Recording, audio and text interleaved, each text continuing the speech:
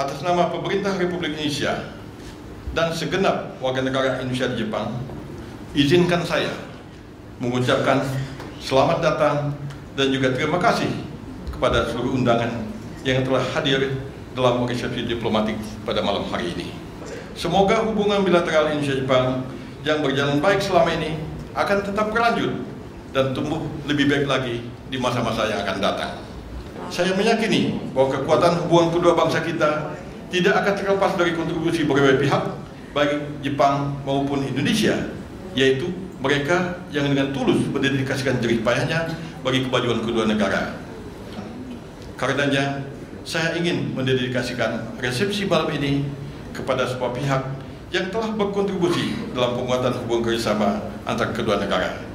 yaitu yang telah memungkinkan kerjasama antara Indonesia dengan Jepang terjalin sebagai kerjasama yang hakiki, yaitu heart-to-heart relationship, sebagaimana tercermin dalam doktrin Fukuda pada tahun 1907. Sekian, terima kasih. Assalamualaikum warahmatullahi wabarakatuh. 日本とインドネシアの深い友好関係を物語るものとして防衛省に鎮座しているスディルマン将軍像が挙げられます。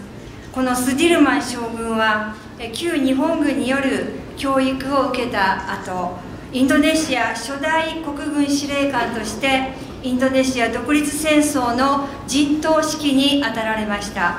このスディルマン将軍像は約5年前にインドネシアのクルモノ元国防大臣が訪日された際、日本インドネシア間の友好親善および防衛協力交流の今後の発展の象徴として防衛省に寄贈いただきました。それではご来場の皆様方のご健勝ご多幸、そして日本とインドネシア関係のさらなる発展と進化を記念して簡単ではございますが、私のご挨拶とさせていただきます。本日は誠におめでとうございます。インドネシア独立71周年おめでとうございます。今現在日本、インドネシアの関係というのは素晴らしい関係だというように思っております。この素晴らしい関係をさらにもっと幅を広げ、そして深い関係にするということが、私どもの目標だというように考えております。そういう意味で今日お集まりの皆様方のさらなるご協力をぜひよろしくお願いしたいと思います。